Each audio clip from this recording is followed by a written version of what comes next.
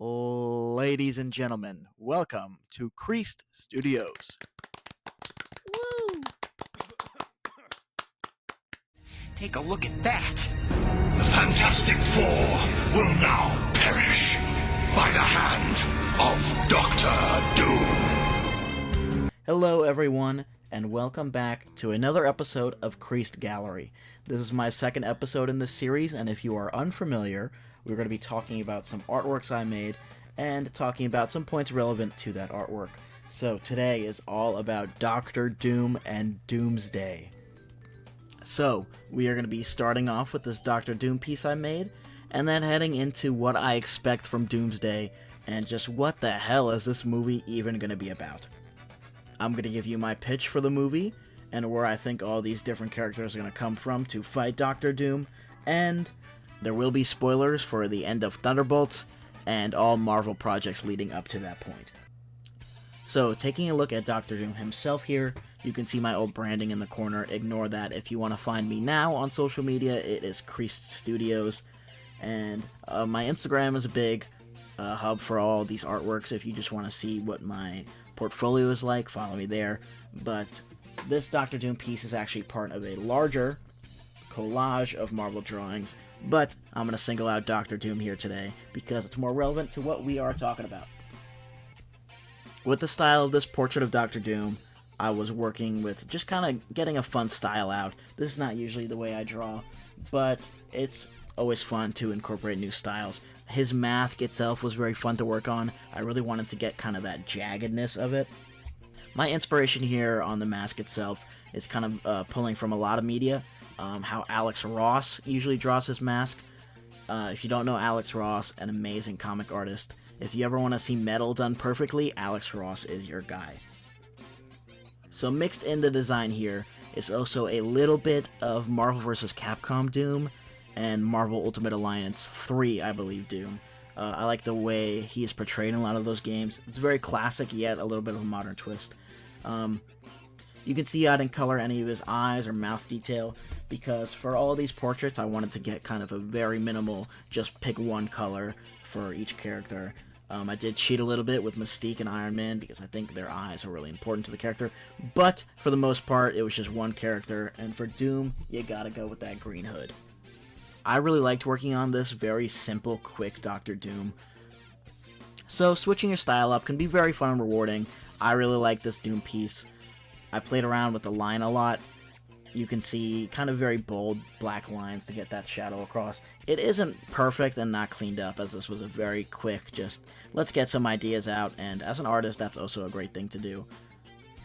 Sometimes you get like this kind of weird craving as an artist just to draw something from a piece of media you liked, or a TV show or anything like that. And just doing a quick like portrait sketch for me really gets that itch across that I can maybe just focus on maybe schoolwork or stuff like that. Just kind of putting that stuff out there, and everything does not need to be this hyper detailed finished artwork. I'm going to shout out my friend here at BronBicious. If you look up his stuff on Instagram, he has a lot of sketch work, and I think that's really cool as an artist. Just if you have an idea as an artist, put it on a page, get it out there. Playing around with a different style can also see how you use your main style and kind of, oh, see, I did really heavy line weight here. Maybe I'll use that in my next piece or something like that. So, while this is a very simple art piece, I do think it is very fun to make, and, you know, Doctor Doom is a great character. Now, speaking about Doctor Doom and Doomsday, will he be a great character in that? I have no idea. Recently, Doomsday was just delayed all the way back to December of 2026. So, this movie, I believe, was supposed to come out like last month in its original reveal, but as we know, that didn't all work out. So now, us as fans have all this extra time to speculate and think of what the hell this movie is even going to be about. There are so many moving parts to this movie that every single fan idea is completely different and everyone has no idea what is going on. So today, I kind of want to put this draft together on what I think the Doomsday plot is even going to be about. More or less of a plot analysis and more just like where the hell all of these teams will fit in to fight Doctor Doom.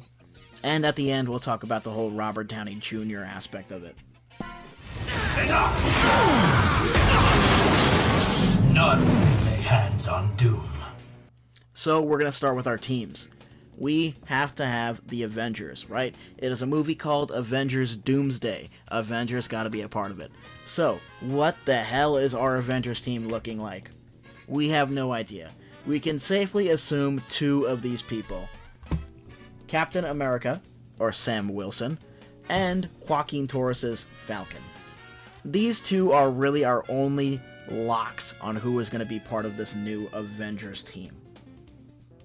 We're going to get to the new Avengers in a second, but I think to start this movie, we're going to have a little bit of a clash between these two teams.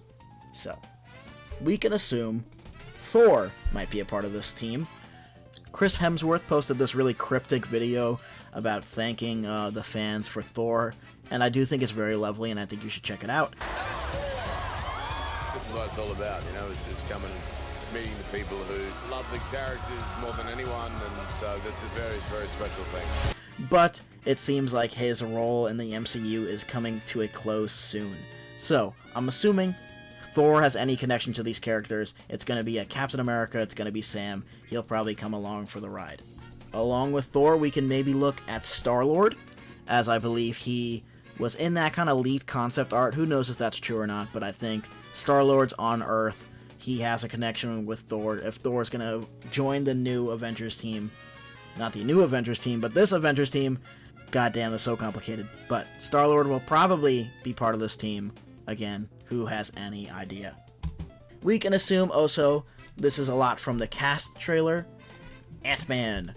Unfortunately, I think Evangeline Lilly is done with acting, as I believe she has said that before, which sucks because you have this Avengers team without one of the founding Avengers in the comics, the Wasp, but what are we going to do?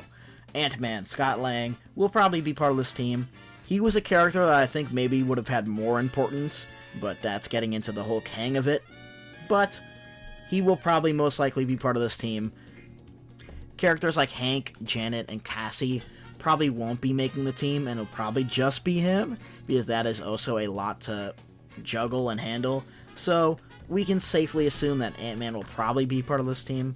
And now we're going to get into maybe the Wakanda connection here. There's a lot of talk about Sam and Joaquin getting stuff from Wakanda and Brave New World, so we can assume Shuri, Okoye, M'Baku, and probably Namor. I believe all of these people were confirmed to be a part of Doomsday, and it only makes sense that they would team up with somebody they have been supplying tech to. So Shuri, Okoye, M'Baku, and Namor, and this is looking like our new Avengers team. Now going on to our second team, we are talking about the Thunderbolts, or the new Avengers. So, Bucky Barnes, Ghost, Yelena, US Agent, the Sentry, and Red Guardian. These are established people. They were part of the new Avengers in that post-credit scene.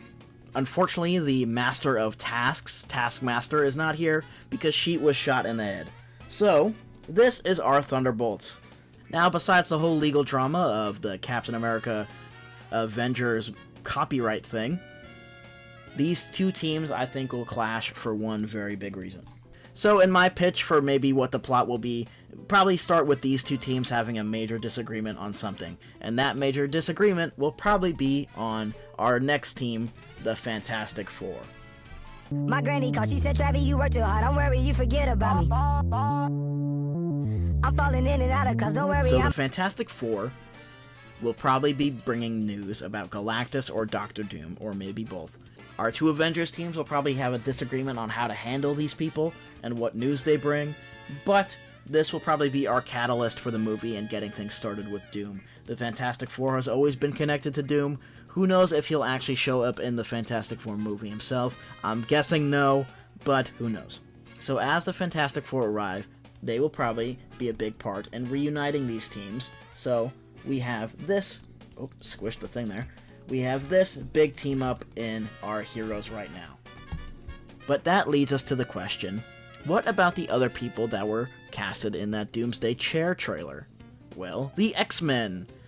So let's talk about the X-Men. Our team of X-Men will probably include something along this lineup.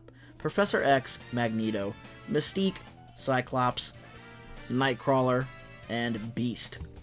While this does feel like a lot of random-ass X-Men thrown in a pile, we can assume that Beast is probably connected to Monica Rambeau, as seen at the end of Marvels. So here comes my crazy-ass plot for this movie and how all these teams are going to be connected, and that comes from Loki. Loki is now a time tree, and he is holding all the timelines in order. He has used his magical powers to sit in a chair and make them all green. So, my crazy-ass idea is that while Loki is sitting in this tree, one of his timelines starts shriveling up and becomes black. Kind of like how the TVA was describing timelines to him. Loki can see this dying timeline and look on who's responsible. And I think who's responsible for this dying timeline will be Doctor Doom. So Doctor Doom is destroying this random timeline, but what timeline is that? To me, that will be the X-Men's timeline. And to save this X-Men timeline, Loki has to merge it with another timeline. And that's how we get the X-Men plus Ms. Marvel and Captain Marvel, just to connect that trio to our big team-up. Loki merges the timelines to get us the new Avengers, the X-Men, the old Avengers, and the Fantastic Four in one timeline, one universe. All to what? To fight Doctor Doom. Yeah. Pretty crazy, but honestly, how the hell are they going to connect all these characters anyway? And if you think that's a lot, let's take a look at the people who are missing. So we have a whole cavalcade of heroes that I had no idea how to fit into this little pitch, like Doctor Strange, Wong, America Chavez, Spider-Man, She-Hulk, the 2 Hawkeyes, Rocket, and the rest of his Guardians team. Characters from the TV shows like Moon Knight, Echo, Daredevil, Hulk, and Shang-Chi. I have no idea how all of these characters will be fitting into this movie. I don't even know if Tom Holland is signed on to do this, but there is probably a whole lot of characters I am missing here too. I'm assuming it's gonna be a Infinity War Endgame thing where a lot of characters are just absent from Infinity War that show up in Endgame.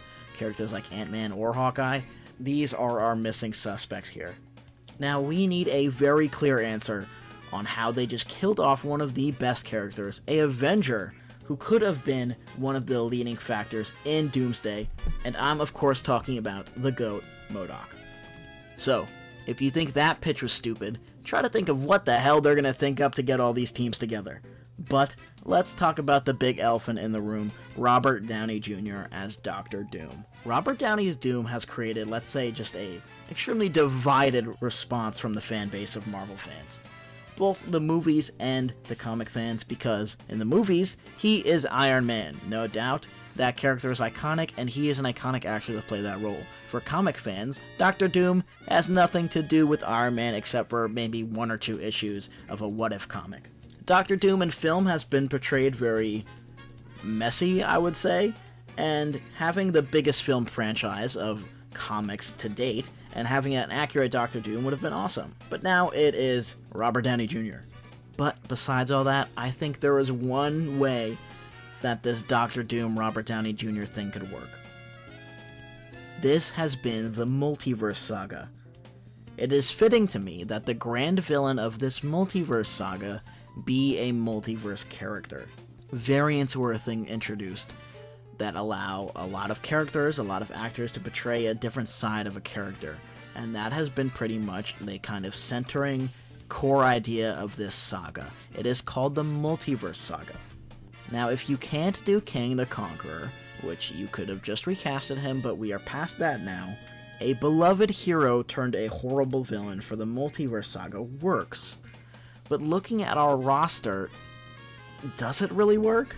Seeing such a beloved hero like Iron Man turn to the dark side and be the personification of evil in Doctor Doom, that would probably impact a lot of characters. I'd say Steve Rogers, Captain America, Thor, Banner, Clint, and Natasha, and maybe Pepper Potts and Spider-Man. And looking at our roster here, it's only Thor.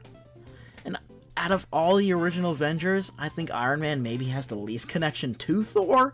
Yes, they're friends, but I think Thor seeing a messed up variant of Iron Man is not going to really hit as much as Steve Rogers seeing it, or Spider-Man seeing it. The whole antithesis of this thing was seeing that beloved hero turn villain. And who is it impacting? I don't think Winter Soldier gives a shit.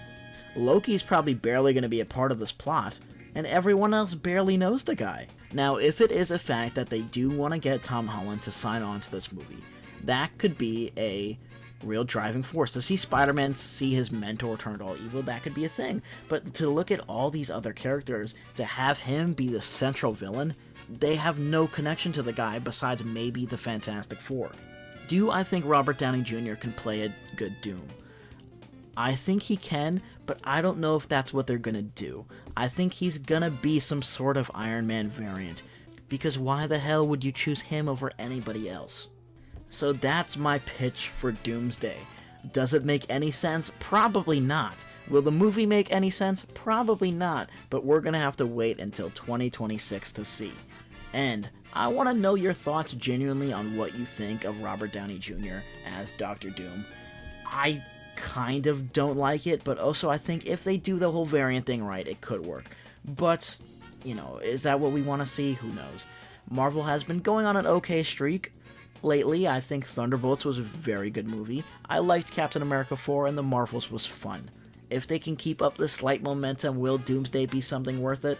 Probably. Will it be just a bunch of characters aura farming to the camera? Probably. But please, let me know what you think this movie's going to be about, and what are your thoughts on Robert Downey Jr. as Dr. Doom? Thank you all very much for listening and joining another episode of Creased Studios. If you missed the first one, it was all about Cody Rhodes and the WWE. If you enjoyed this video, please let me know what you think. Hit that like and subscribe, it helps me know what you guys like. And hopefully now I got a little more time on my hands and more videos will be coming out shortly. So again, thank you all for listening to Creased Studios.